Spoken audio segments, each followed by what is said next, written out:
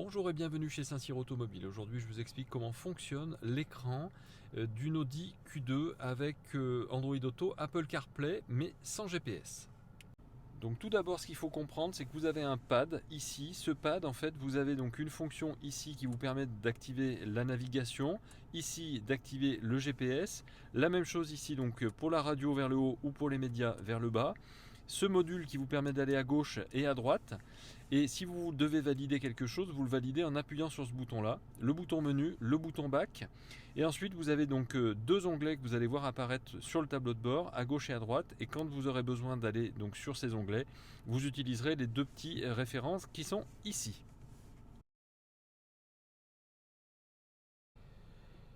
Donc pour le petit sommaire, je vous explique simplement que je vais commencer donc par véhicule, ensuite le son, les réglages du son, le réglage de la radio, du média, du téléphone, ça sera l'objet d'une autre vidéo que vous allez retrouver sur notre playlist pour les téléphones en Bluetooth. Et enfin donc l'Audi Smartphone, donc l'Apple CarPlay et l'Android Auto et les réglages. Donc j'ai appuyé sur le bouton menu du pad, comme je vous ai montré en préambule.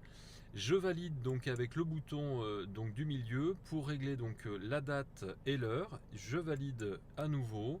Je vais donc sur l'heure, sur la date, les fuseaux horaires, heure d'été, heure d'hiver automatique si je le souhaite.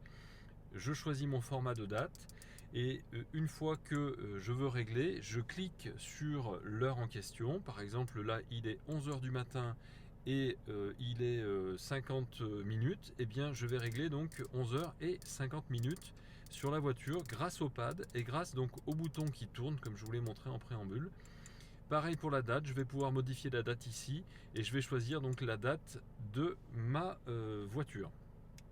Je vous le disais tout à l'heure aussi, si je veux faire donc marche arrière, je vais utiliser le petit bouton que vous avez sur le pad qui vous permet de revenir en arrière. Et donc de réglage de véhicule, vous passez à aide à la conduite. Aide à la conduite vous permet d'aller donc sur la survitesse. Qu'est-ce que c'est? C'est simplement que si jamais vous dites à votre voiture là de me prévenir au-delà de 130 km/h, vous le réglez comme ceci. Du coup, dès que vous aurez une voiture qui sera à plus de 130 km/h, et bien à ce moment-là, votre voiture va vous signaler que vous êtes en excès de vitesse. Si vous n'en voulez pas, vous réglez sur off et vous arrêtez. Vous allez sur l'aide au stationnement ici avec un volume donc faible, normal ou fort, on voit bien la différence. Ensuite, on peut aller donc sur la réduction du volume lors du divertissement, c'est-à-dire que si jamais vous avez votre voiture qui est avec la radio ou avec la musique, dès que vous passez la marche arrière, vous avez une réduction automatique de l'audio, donc du média ou de la radio, pour entendre correctement vos radars de recul. Je fais marche arrière toujours avec le petit onglet à gauche, et là je vais pouvoir régler donc le climatiseur. Sur le climatiseur, je vais pouvoir donc régler l'air ambiant automatique au niveau du recyclage. Ensuite, vous avez donc la possibilité d'avoir le réchauffement additionnel automatique. Ça veut dire que si effectivement vous êtes en hiver, votre voiture va réchauffer plus rapidement votre pare-brise. Allez, je fais marche arrière donc avec le petit onglet donc à gauche et ensuite je suis dans entretien et contrôle. Donc là, vous allez pouvoir contrôler la pression de vos pneumatiques. En cliquant dessus, vous pouvez mémoriser donc la pression des pneumatiques, c'est-à-dire que là, vous avez fait la pression de vos pneumatiques. Vous dites oui, mémorisez maintenant, et à ce moment-là, donc la mémorisation se fait et la référence est prise. Comme quoi, si jamais vous avez désormais une baisse de pression par rapport à la référence de maintenant, votre voiture va considérer que vous avez une crevaison. Ensuite, vous avez donc ici l'échéance d'entretien. Donc vous savez que votre voiture doit faire sa prochaine révision dans 29 900 km ou dans 525 jours. Je fais marche arrière à nouveau. Dans entretien et contrôle, j'ai échéance d'entretien. Et enfin, lorsque vous êtes sur info sur le véhicule, quand vous cliquez dessus, vous avez le numéro de châssis de votre voiture. J'ai fait marche arrière donc avec la flèche sur le pad back. Et donc ensuite, je vais pouvoir donc affecter les touches du volant. Donc sur le volant, vous avez une petite touche en forme d'étoile. Vous allez pouvoir lui demander sur cette touche d'activer ou de désactiver les informations routières, d'activer ou de désactiver l'affichage réduit du tableau de bord, donc du combiné, ou passage radio média, c'est-à-dire que si vous avez l'habitude d'utiliser votre téléphone comme quelque chose qui vous permet d'avoir de la musique, vous allez pouvoir passer effectivement de radio à média, ou si vous avez mis une clé USB, elle sera effectivement activée grâce à ce bouton qui est finalement un raccourci sur le volant. Pour ce qui est d'éclairage extérieur, vous avez la possibilité donc de demander l'activation des phares automatiques de façon normale, anticipée ou tardive. C'est-à-dire que soit vous êtes entre chien et loup, soit vous êtes sur une activation normale, soit vous êtes une activation quand il fait vraiment pleine nuit.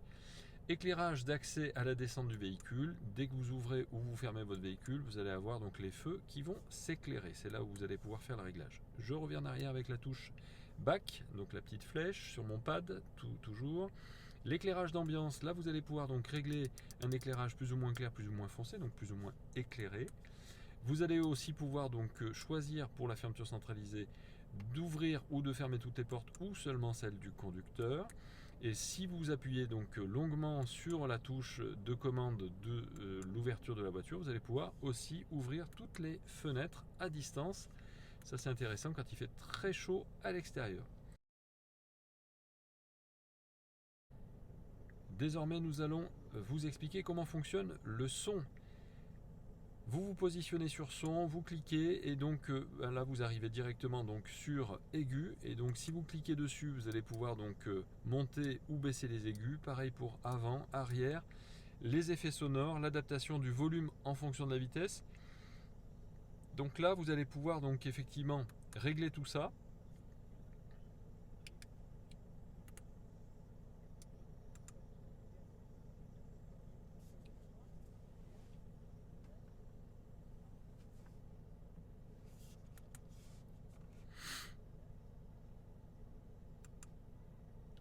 Donc pour le son, vous allez pouvoir donc régler les aigus, les graves, la balance, le fader, donc à gauche, à droite, en avant et en arrière, les effets sonores ou l'adaptation donc du volume en fonction de la vitesse. C'est-à-dire plus vous roulez vite, plus votre voiture va augmenter naturellement le son sans que vous ayez besoin de vous en occuper. Donc vous lui demandez que ce soit plus ou moins sensible.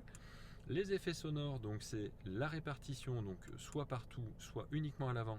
Donc ça c'est un onglet rapide quand vous avez des enfants qui dorment à l'arrière par exemple, parce que sinon vous avez la balance et le fader, et donc vous allez à droite ou à gauche grâce au pad donc sur votre console centrale, ou alors vous allez donc à l'avant ou à l'arrière. Donc pareil, vous faites marche arrière avec le bouton back, et là on a réglé donc tous les sons.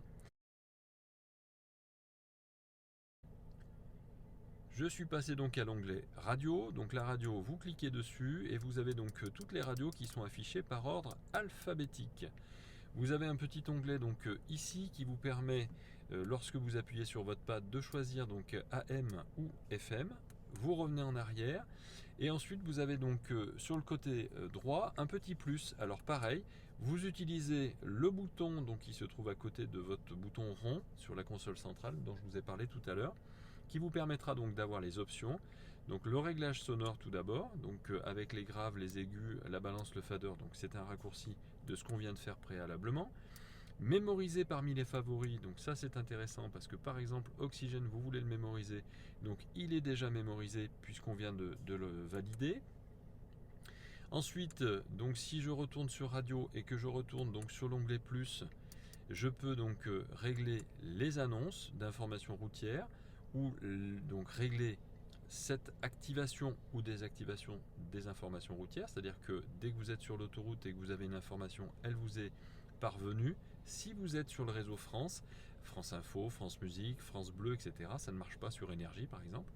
Et une fois que vous l'avez activé, vous allez ici pour régler le son de cette application. Je fais marche arrière pour revenir donc à la recherche manuelle des stations, parce que vous connaissez exactement l'adresse de la radio que vous souhaitez utiliser. Alors on va aller sur 95.5 pour Chéri FM par exemple. Vous êtes dessus, vous validez et donc elle apparaît donc ici lorsque vous faites marche arrière, vous avez donc votre station. Si vous ne connaissez pas manuellement, là vous pouvez donc demander avec cet onglet de pouvoir passer à droite ou à gauche à une nouvelle radio, et c'est elle qui va s'arrêter sur la sélection qu'elle aura trouvée. Je fais marche arrière et donc je descends au dernier onglet avec les réglages de la radio.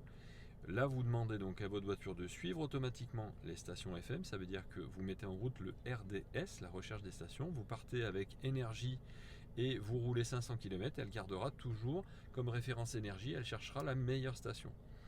Ensuite, vous avez le tri des stations donc par ordre alphabétique ou par groupe, parce que vous allez pouvoir grouper par affiliation, hein, donc musique, je sais pas moi, information, etc. Et information détaillée sur la station, c'est-à-dire que dès que vous avez des radiotextes, donc du texte qui peut s'afficher, ben à ce moment-là ça s'affichera. Et région à la place des logos des stations, ça veut dire que là, vous allez pouvoir donc lui demander donc, de façon automatique le logo des stations, ou alors vous choisissez vous dans les pays en fonction de vos origines. Voilà pour ce qui est de la radio. Nous passons donc aux médias. Donc on a appuyé donc sur menu et donc on va sur médias. Donc médias, c'est pas compliqué. Vous allez insérer donc une clé USB par exemple sur votre support, soit en dessous de la climatisation, soit dans la boîte à gants. Et à ce moment-là, vous allez pouvoir sinon choisir dans les supports, toujours pareil, avec le petit onglet donc, qui est donc sur le côté ici, donc que vous retrouvez sur votre pad. Vous allez choisir donc ici votre média, soit l'auxiliaire, soit le Bluetooth parce que vous avez mis un téléphone portable en Bluetooth, soit ici la carte SD, ou le CD si votre voiture est équipée avec le CD. Une fois que vous avez choisi donc ce support, vous allez donc choisir les interprètes et donc vous allez pouvoir lire donc les albums de votre clé USB, donc soit directement, soit en alternatif, etc. Et pour avoir plus d'options, vous allez cliquer donc toujours pareil sur le côté droit. Réglage sonore, donc pareil, vous allez pouvoir régler les basses, les aigus, donc c'est pas la même chose que sur la radio, enfin c'est la même chose, mais c'est deux réglages différents, distincts. Vous avez retour à la lecture, mémorisé donc parmi les favoris, donc ça c'est le même principe, et gestionnaire de connexion qui vous permet effectivement de choisir donc les connexions que vous pouvez associer à votre véhicule. Donc je fais marche arrière avec le bouton donc marche arrière encore une fois, et je sors donc du média. Donc pour Audi Smartphone, c'est très simple. Vous allez brancher votre téléphone portable sur la prise qui se trouve en dessous de la climatisation, donc une prise USB. Donc l'USB via un câble sur votre téléphone portable. Attention, il faut que votre téléphone portable soit compatible d'une part, et ensuite que votre téléphone soit à jour avec la dernière mise à jour. Vous avez juste à faire ça et l'Apple CarPlay se met en route tout simplement. Il faudra simplement accepter la notification sur votre téléphone pour dire d'activer l'Apple CarPlay. Enfin, nous allons donc sur l'onglet Réglages. Je valide donc l'onglet Réglages et donc j'ai la langue ici que je vais pouvoir modifier si je le souhaite. Je fais marche arrière, j'ai la date et l'heure comme on a vu donc tout à l'heure avec le réglage. L'unité de mesure pour passer donc en km/h ou en miles ou en degrés ou en Fahrenheit. Vous avez aussi donc la luminosité de l'écran, donc avec plus ou moins sombre ou plus ou moins foncé. Vous avez le gestionnaire de connexion, donc c'est la même chose que ce que je vous ai fait dans la vidéo pour vous expliquer comment fonctionnait l'association d'un téléphone portable. Là vous avez plusieurs téléphones que vous allez pouvoir donc connecter. Vous avez donc Audi Smartphone qui est l'Apple CarPlay aussi. Ensuite, vous avez signal de rappel. Si par exemple vous avez oublié votre téléphone portable dans la voiture, vous allez lui demander effectivement de vous le dire de façon plus ou moins forte avec une annonce vocale, simplement un bip sonore ou sur off. Et vous pouvez aussi désactiver donc les pop-up d'information. Conseil d'utilisation, donc là vous avez différents conseils. Vous allez pouvoir donc cocher ou décocher cette option pour que votre voiture au démarrage ou à l'arrêt vous donne des conseils. Système de commande donc au volant, donc vous allez pouvoir avec la commande au volant qui figure donc une tête avec un petit vocal à côté qui vous permet donc de communiquer avec votre voiture. Donc soit vous affichez les commandes, c'est-à-dire que quand vous appuyez sur ce bouton, vous affichez les commandes et c'est recommandé parce que des fois, si vous oubliez la formule à dire, à ce moment-là, il ne pourra pas communiquer avec vous. Vous pouvez demander des dialogues abrégés, mais je je ne le conseille pas. Le système de la commande vocale plus ou moins fort, et ensuite l'apprentissage donc individuel.